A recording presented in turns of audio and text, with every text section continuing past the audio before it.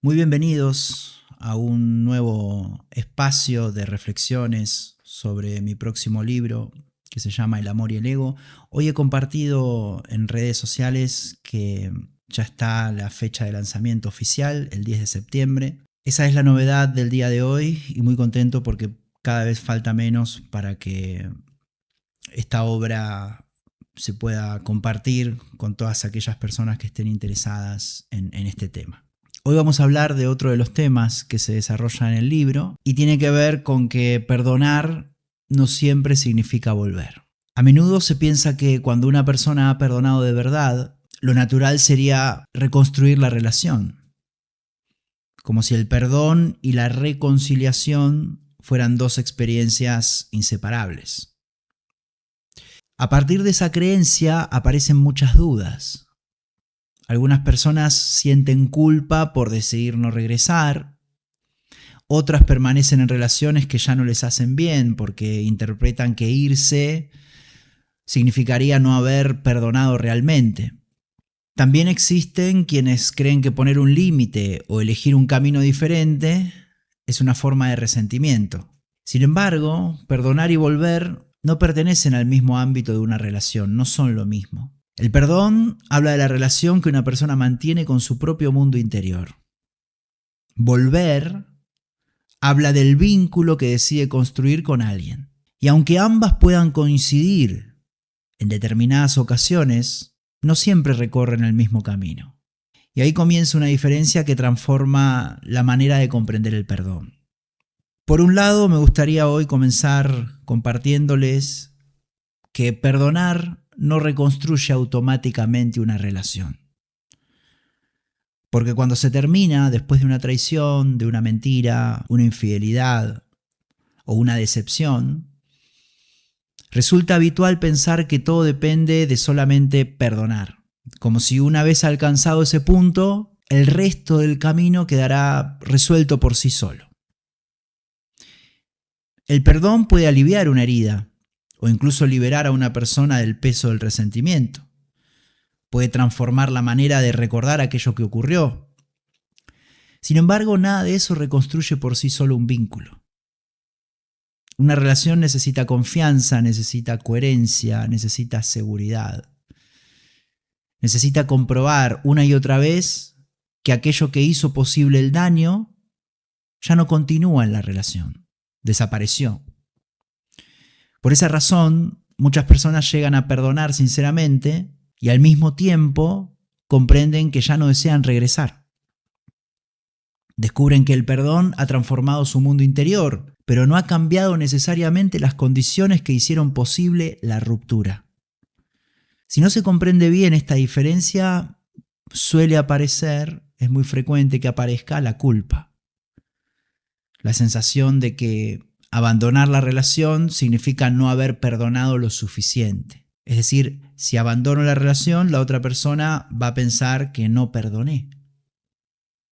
Porque esa fue la consecuencia de no haber perdonado, el abandono o la ruptura de la relación. Pero claro, la única prueba de un perdón verdadero no consiste en volver a intentarlo, en reconstruir la relación. Hay muchas personas que permanecen en la relación sin haber perdonado. No sé si les habrá ocurrido. Me gustaría leer sus testimonios en los comentarios si desean compartirlos. También existen personas que perdonan sin sentir la necesidad de reconstruir aquello que un día terminó. El perdón puede cerrar una herida, pero la continuidad de una relación depende de muchas otras dimensiones que también necesitan ser observadas. Y por otro lado, también me gustaría compartirles que no siempre se deja de volver por falta de perdón. Muchas veces se deja de volver porque se ha aprendido. Durante mucho tiempo se ha transmitido la idea de que el amor verdadero siempre concede nuevas oportunidades, como si regresar fuera la consecuencia natural de haber perdonado. Sin embargo, cuando se observan muchas historias, aparece una realidad diferente.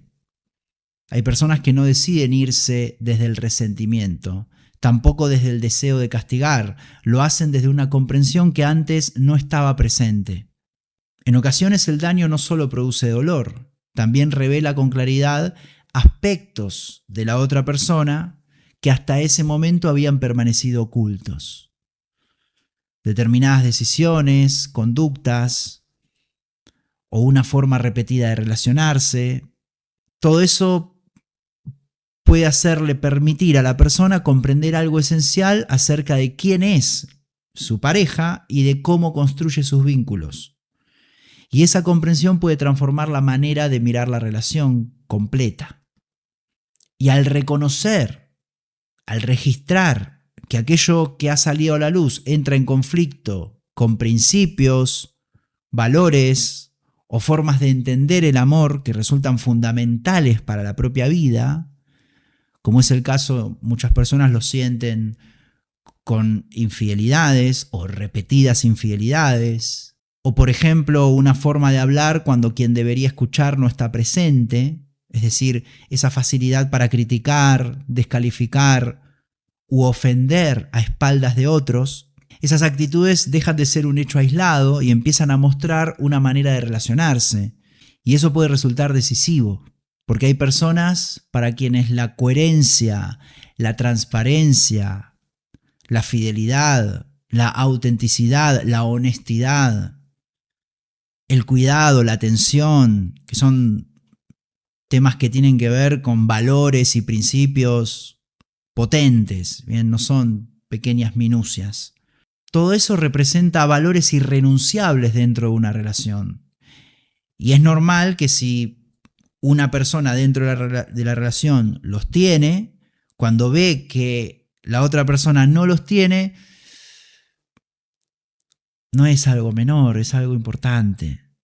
Como dije, la transparencia, la fidelidad, la coherencia, la valentía, no sé, valores humanos muy profundos que hacen a la calidad de la persona. A veces incluso aparece otra constatación. Aquello que produjo la ruptura no fue un hecho aislado. También había estado presente en otras relaciones, en otros vínculos o en otras etapas de su historia. Y cuando esa realidad puede verse con claridad, la decisión de no regresar deja de apoyarse únicamente en el dolor vivido, sino que empieza a sostenerse sobre algo mucho más profundo de la persona con la que se compartía la vida. También sucede que una vivencia dolorosa permite reconocer con claridad límites que antes apenas podían percibirse. Desde fuera, dos personas pueden tomar exactamente la misma decisión. Ambas pueden elegir no volver. Aún así, aquello que sostiene esa decisión puede ser completamente distinto. Una permanece alejada mientras continúa atrapada por el resentimiento, la otra simplemente ha dejado de necesitar que aquella historia continúe. Exteriormente ambas elecciones parecen iguales. Interiormente nacen de lugares muy diferentes. Esa distinción suele pasar desapercibida. A veces cualquier distancia se interpreta como una señal de falta de amor o de incapacidad para perdonar. Pero también existe una distancia que nace de la paz. Una distancia donde ya no hace falta convencer al otro, ni demostrar quién tenía razón, ni seguir esperando que la relación ofrezca aquello que nunca pudo ofrecer. Llega un momento en que la atención deja de permanecer orientada hacia la esperanza de que la otra persona cambie. Hay relaciones que alcanzan un punto donde seguir insistiendo ya no expresa amor. Desde ese lugar, no volver deja de sentirse como una renuncia y se convierte en una expresión de coherencia con la propia conciencia.